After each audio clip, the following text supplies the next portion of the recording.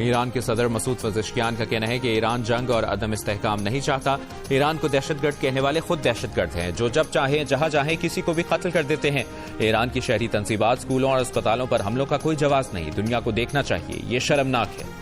ترجمان white house نے کہا ہے کہ ایران کے ساتھ نتیجہ خیز بات چیت جاری ہے. ایران اور امریکہ کے مذاکرات میں پاکستان واحد ثالث ہے. خطے کے بہت سے ممالک ثالثی کرنا چاہتے تھے لیکن صدر ٹرمپ نے کہا کہ پاکستان کے ساتھ جائیں گے.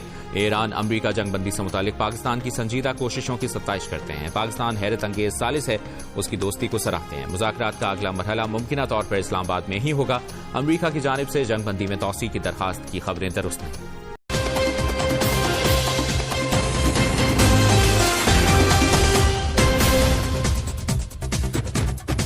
امریکہ کی ایران کو ڈیل نہ کرنے پر دوبارہ جنگ شروع کرنے کی دھمکی. وزیر جنگ پیٹ ہیگزٹ نے کہا کہ مذاکرات ہو رہے ہیں، ایران غلطی نہ کرے، ڈیل نہ کی تو دوبارہ جنگ چھیڑ دیں گے، پہلے سے زیادہ طاقت سے حملے کریں گے. ایرانی بحریہ ختم ہو چکی ہے، آبنائے ہرمز پر ایران کا کوئی کنٹرول نہیں. تجارتی جہازوں کو حملے کی دھمکی دینا کنٹرول نہیں ہوتا. ایران پر نظر رکھی ہوئی ہے، سب پتہ ہے وہ کون سے فوجی اثاثے منتقل کر رہا ہے. امریکہ جب تک چاہے گا ایرانی سمندروں کی ناکہ بندی جاری رکھے گا. امریکی وزیر جنگ نے کہا ایران کسی صورت جوہری ہتھیار نہیں رکھ سکتا. فیلڈ مارشل عاصم منیر کی تہران میں ایرانی پارلیمنٹ کے اسپیکر باقر غالباف سے ملاقات. فیلڈ مارشل عاصم منیر کی گزشتہ روز ایرانی وزیر خارجہ عباس عراقچی سے ملاقات ہوئی. عباس عراقچی نے مذاکرات کی میزبانی پر پاکستان کا شکریہ ادا کیا. کہا خطے میں امن و استحکام کو فروغ دینے سے متعلق ہمارا عزم مضبوط اور مشترک ہے. فیلڈ مارشل عاصم منیر کا ایران میں خیر مقدم کر کے خوشی ہوئی. ISPR کے مطابق فیلڈ مارشل کا دورہ تہران امریکہ اور ایران کے درمیان جاری ثالثی کی کوششوں کا حصہ ہے. وزیر داخلہ محسن نقوی بھی فیلڈ مارشل کے ہمراہ ہیں. ایرانی میڈیا کے مطابق فیلڈ مارشل عاصم منیر نے کمانڈر خاتم الانبیاء سے بھی ملاقات کی.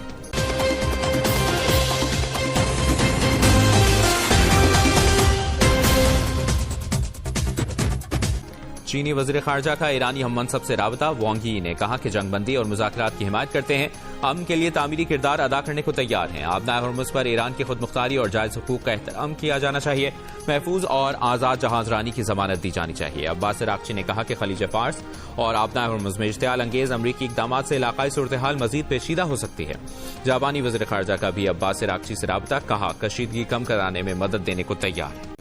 امریکی chairman joint chief of staff general Dan Caine نے کہا ہے کہ امریکی فوج ایک لمحے کے نوٹس پر ایران پر دوبارہ حملے شروع کر سکتی ہے. وزیر جنگ پیٹ ہیگزٹ کے ساتھ پریس کانفرنس کرتے ہوئے انہوں نے کہا کہ آبنائے ہرمز کی ناکہ بندی تمام جہازوں کے لیے ہے. ایران جانے یا ایران سے آنے والے ہر جہاز پر یہ پابندی ایرانی سمندری حدود اور بین الاقوامی پانیوں میں نافذ ہوتی ہے. اگر کسی جہاز نے سمندر میں ایران کی مدد کی کوشش کی تو اس کا بھی پیچھا کریں گے. جنرل ڈین کین نے کہا کہ ناکہ بندی کے دوران 13 جہازوں کو واپس جانے پر مجبور کیا ہے. ان میں وہ جہاز بھی شامل ہیں جو ایرانی تیل لے جا رہے تھے.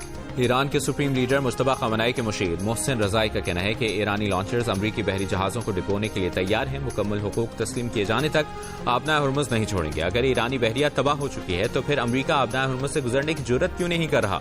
ایرانی میڈیا سے گفتگو میں محسن رضائی نے کہا کہ امریکی مسلسل جنگ سے خوفزدہ ہیں جبکہ ایران طویل جنگ کے لیے تیار ہے. پاکستان کا کہنا ہے کہ ایران امریکہ مذاکرات میں نہ بریک تھرو ہوا نہ بریک ڈاؤن ہوا. مذاکرات میں تعطل بھی پیدا نہیں ہوا. اہم بات یہ ہے کہ فریقین مذاکرات پر آمادہ ہیں اور بات چیت کا سلسلہ جاری ہے. اسلام آباد مذاکرات کے بعد پاکستان کا ثالثی کا کردار جاری رہا. وزیر اعظم اور فیلڈ مارشل کی قیادت میں پاکستان نے فریقین سے رابطے کے چینلز کھلے رکھے. مثبت پیش رفت اور مذاکراتی عمل کے تسلسل کا خیر مقدم کیا جانا چاہیے. ترجمان دفتر خارجہ کا کہنا تھا کہ آئندہ مذاکرات کے شیڈول کا ابھی اعلان نہیں کیا گیا. اس بارے میں قیاس آرائیوں سے گریز کیا جائے. گزشتہ 2 دن میں اسرائیل لبنان محاذ پر بہتری کے آثار حوصلہ افزا ہیں. لبنان میں کشیدگی میں کمی مذاکراتی عمل آگے بڑھانے میں مددگار ہو سکتی ہے. فیلڈ مارشل کے دورہ واشنگٹن کے بارے میں ان کے پاس کوئی معلومات نہیں.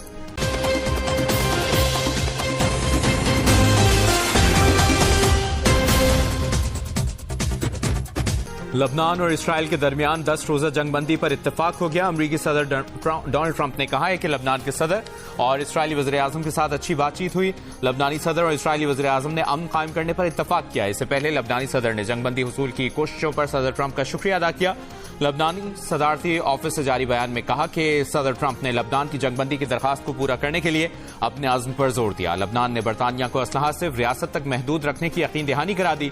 صدارتی اعلامیے کے مطابق یہ یقین دہانی صدر جوزف اون اور برطانوی وزیر ہمیش فالکنر کی ملاقات میں کرائی گئی۔ برطانوی وزیر کا اسرائیلی بمباری سے بے گھر شہریوں کی بحالی کے لیے 2.5 کروڑ پاؤنڈز امداد دینے کا وعدہ۔ جنگ بندی اعلان سے پہلے اسرائیل کے جنوبی لبنان کے مختلف علاقوں پر حملے، گھروں، عمارتوں اور سرکاری اسپتالوں کو نشانہ بنایا۔ ایک شہری جاں بحق، حزب اللہ کا اسرائیلی گاڑیوں اور فوجیوں کو ڈرون اور میزائلوں سے نشانہ بنانے کا دعویٰ۔